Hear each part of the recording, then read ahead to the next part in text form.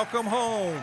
It's Irish Family History with curious news and notes, celebrating our 4th year of this podcast at the Irish Roots Cafe, where every day's a holiday and there's always room for one more. One of 6 broadcast series from the head school at irishroots.com. I'm Mike OLaughlin, your host, publisher of rare Irish books and information on every county in Ireland since 1978. Be sure to read our blog, complete with links to click on from this podcast, and search our master index and books for free.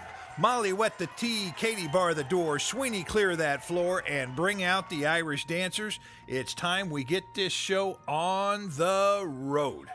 Well, this is show number 156. Boy, we've been doing this for a while now, haven't we? We've got more episodes of this podcast series than any of the others. But our topics for today will include Reid as the family name of the day, County Antrim, Ireland is the county of the month, searching for Colman, Moore, Treacy, Carroll, and McNary.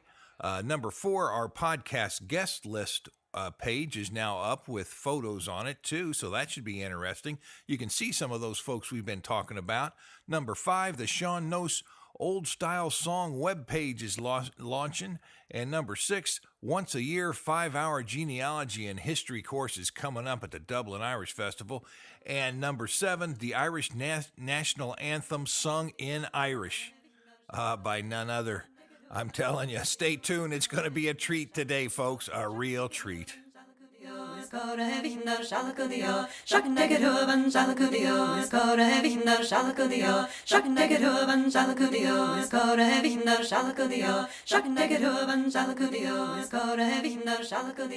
Well, now it's time for the notes for the week, and let's see what's happening this week and today at the Irish Roots Cafe. We're going to be given a 5-hour workshop on Irish family history and genealogy, and we'll throw some history and DNA in there too. And that'll be at the Dublin, Ohio Irish Academy, Friday, August 6th. And, of course, that's the first day of the big festival they have there in Dublin. And you should make the festival. Hey, come on and make this workshop and let me know you're coming. I'll try to have something ready for you in advance. It's going to be a fun thing. We're going to be covering everything from DNA and the Bosque and making your own Irish family podcast, along with Irish family research tips and tricks and who knows what else. Sources, I'll bring my library along. You can browse through it. And space is limited, but be sure to reserve. And got a link to that on the blog. Number 2, I'm adding several pages to the website. Number 1 is the guest list page. I got some pictures of some of our guests, and I put it up there with links sometimes. And I think we're going to try to keep doing that so you can acquaint yourself better with our guests. And we also have the Irish Head School page up now on the main page at irishroots.com. And we've also just starting to put up the Sean Nose Old Style Irish Song page with some examples so you can hear what that old style song sounds like. Now, at first you may have to get used to it, but I think if you listen to it for a little bit, you might appreciate it. It sure struck me as something different, so I'm trying it myself. And number 3, we've got more coming up here in the next month or two, and then some special stuff on DNA coming up too. Now it's time we move on to the 1 Minute Podcast. Hey,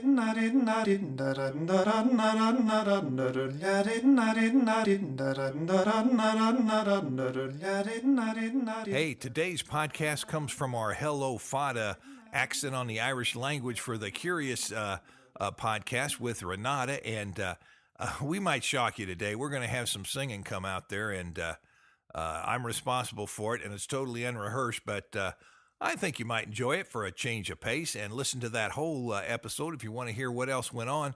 But now here it is, the 1 Minute Podcast for today.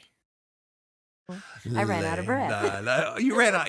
As you're breathing, you got to have all that down there. I know, no posture. And of course, you do it a lot louder at the end of the night. Absolutely. Shana feina foil atafa yalegeran buinder shlu You're cracking me up now. hartoin terane guin fuevad veser shan shir an shin cheer fasta, neog fur, fain tirana, fain troll, a knock the hames of Arna Boyle, lay gown our whale cone boss no soil, lay guna skrek. Fe labak na belair, she live conig aran na vain. Now, if that didn't hurt people in the audience, I don't know what would. But I will say this: I've heard Irish people sing every single word that I sung, and pronounced it like that too. I know. I might be shot for it, and I saw you grimacing over. Oh my God, this poor boy is making a fool of himself in front of the whole world. I think a lot of people learn it by ear, and they've never seen it spelled. The people that don't know Irish. So like that first word is S-I-N-N-E, which would be shinna or shinya, but not shana. So many people say Sheena. I know. Well, that's it for the 1 Minute Podcast. Poor Renata, I really put her through the ringer. That she had no idea that was coming, and I put her on the spot. So I appreciate her help and professionalism there. Well, now it's time. We're coming up to the book of the month today, and that's going to be another good one. So let's get ready for the book of the month.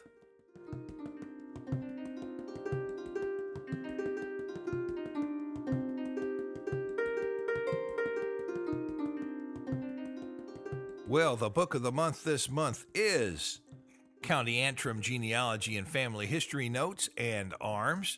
And for more about that book, you can go to my link on my blog or go to my webpage and just click on Books We Publish. That's on the left-hand side there in the directory column. And, of course, that book, just like all the others in that 34-volume set of the Irish Family Project, is meant to help you connect with your family. And this is one of the spiral-bound editions, and it'll have all kinds of interesting things in there. And it's got a nice heavier cover and a lay-flat binding. And there's a map and some sources it gives you for local sources and national sources. Coats of arms of families who were nobles, apparently, within that family grouping there in the county. And record extracts.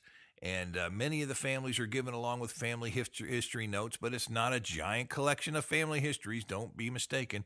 For the giant collection of family histories, we recommend the Book of Irish Families, Great and Small. But these county books contain more information just on the county and on some of the families within that county. So that's what I put it together for. There's just not too many pages to have one book with all those pages on the families in it, unless I get a grant to put them all together and publish them in the biggest book you ever saw. That would be something, wouldn't it? The book has several parts in it. Like I said, one is just for the coats of arms of families in County Antrim. Part 2 is just the complete existing returns from the census of 1659. And most of that shows the baronies in which the Irish families were located. And every once in a while, they give what they call a titulado, which might mean a person in charge or the overseer or the friend of the queen, maybe. Part 4 also gives you a little bit of help with a county map and some of the place names from that county. You might study how those spellings might change from the spellings you have in your family records. And then we also list the families on the map of the four masters, the Colman translation that I printed up not too long ago, and it shows family like Bissett and Burgo and Corsi and McNally and Kane and Keevan and Mulholland and O'Shiel and Flynn and O'Irk, even Donnellan. So there's plenty to look at there, and that gives you a good introduction to that book and to some families in Antrim if you're a serious researcher. And, hey, it's always important you have three things to remember at this point. We've got a podcast that you're listening now to, if you're listening to the podcast. We also have a blog reader that reads our blog, and we also have a blog itself that you can read.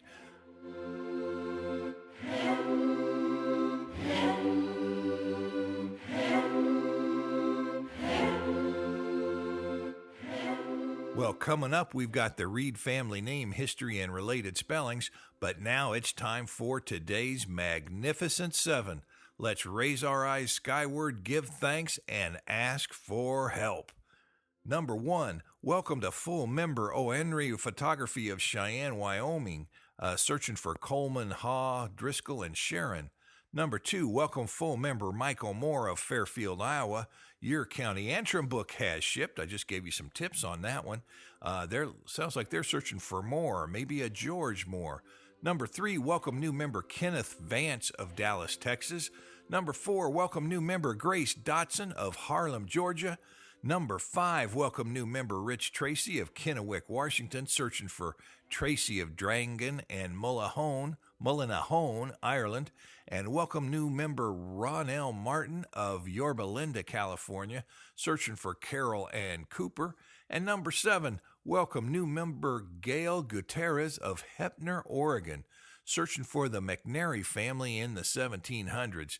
And that means you've gotten back pretty far already if you're looking for them in the 1700s. And I bet you could help some people who were searching for the McNary family in the 1800s after being through what you've probably done. Or maybe you found a family Bible that carried it all the way back there for you. That'd make you one of the lucky ones. Hey, before I leave this segment, I want to say thank you to each and every member and each and every person who has gotten one of our books. Because without you, the podcast wouldn't be possible, the books wouldn't be possible, and we need all the members and all the sponsors we can get, and believe me, I appreciate each and every one. I'm the only one here, folks, so I know who butters the bread for me. Now we're going to move on to the next segment.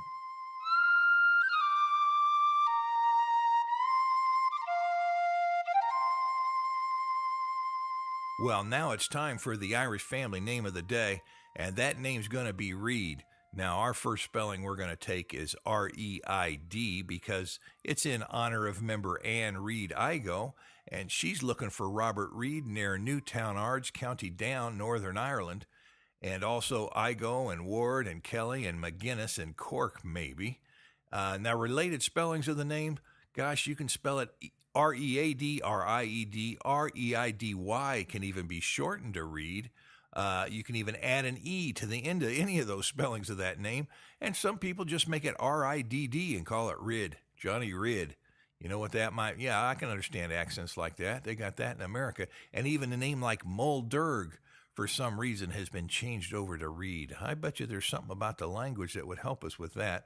But it's part of variant spelling groups 1783, 1803, and 2531. And that's taken from the Guide to the Various Spellings of Irish Family Names. I've got a link to that on the blog, and it's also on the webpage. Let's take a quick look at some history notes on the name.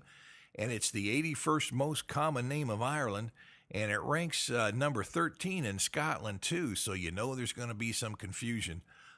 Anytime you try to look at a name when it's in Scotland and Ireland and that numerous, especially up north there in Northern Ireland, it could come from either place. Sometimes you have to look at religion. Sometimes you have to look at first names.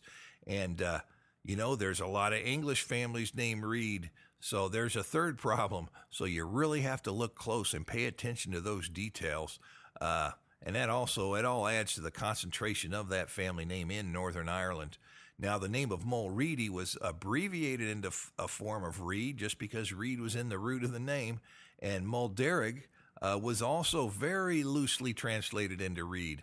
I wonder who was responsible for that one.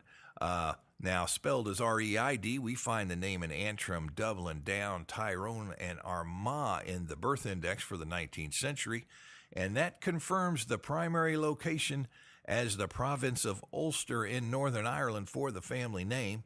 And if you spell it R-E-E-D, and of course you can switch these spellings back and forth within a family anytime, but Milesian Families gives that name as a Welsh one that settled in Clare and Galway in 1170, so there's another possibility.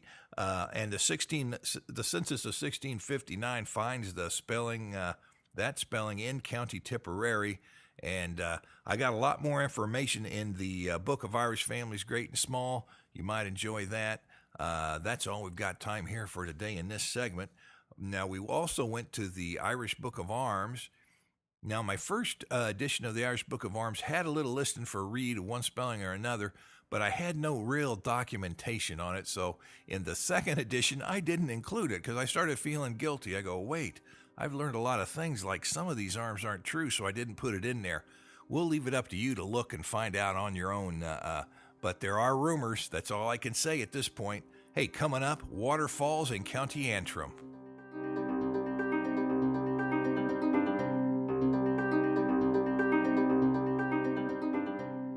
let's take a quick look at sources before we leave the Reid family name.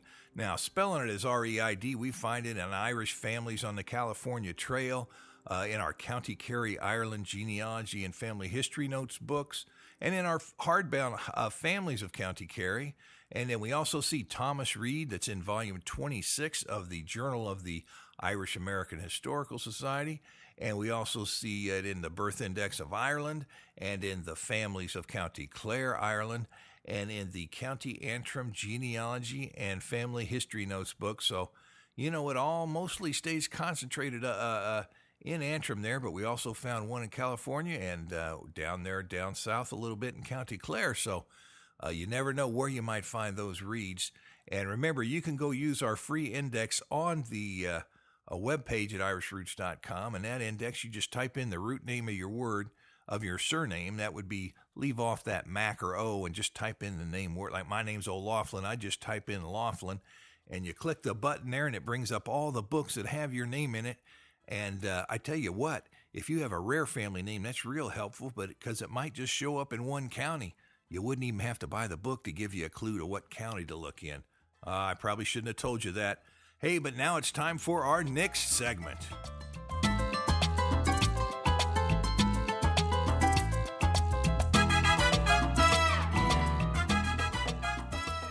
Well, it's Around the World in Irish Ways. This is for the web pages and videos of the month. We just do a little hunting and picking there and see what we got.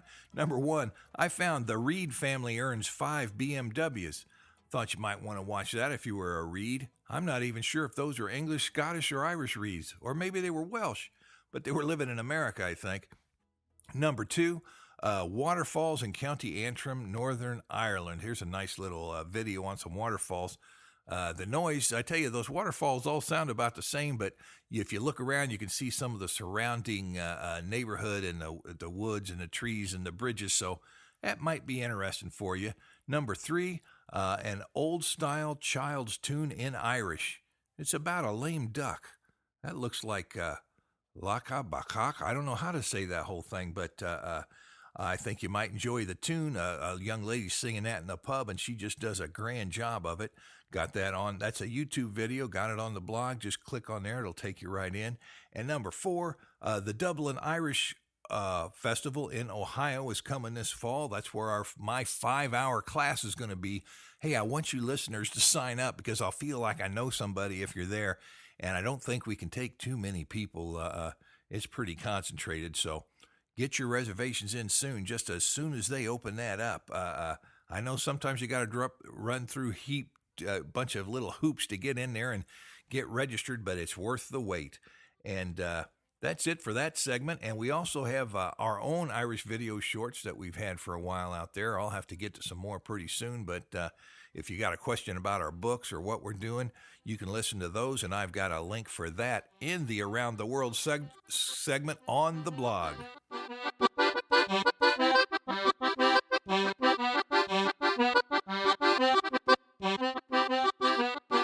Okay, now it's everybody's favorite segment, the last segment.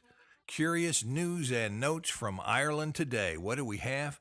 Well, let me see. I read where the ashes of the famous author of Angela's Ashes, Frank McCourt, he was set up to be scattered, his ashes scattered about near Carroll Castle in County Limerick just a few days ago.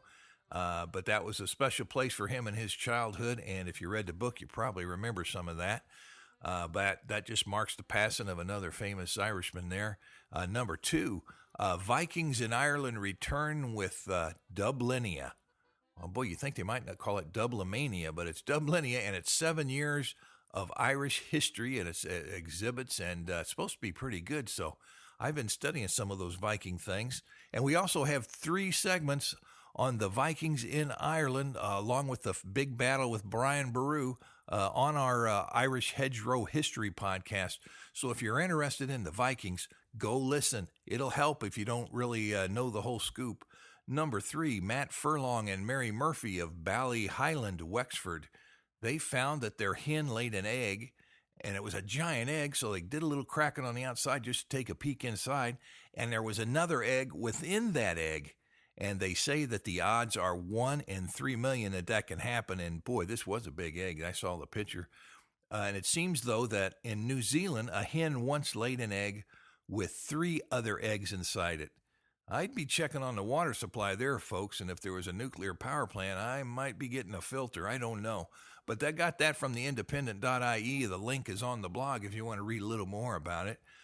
Number 4, I saw a notice about Rendezvous 353 or 353. It's a new website set to become the Irish Facebook, according to developers, and it's set up to serve 80 million Irish worldwide, and it's got a good start, they say, with 5,000 members and some revamped pages coming up.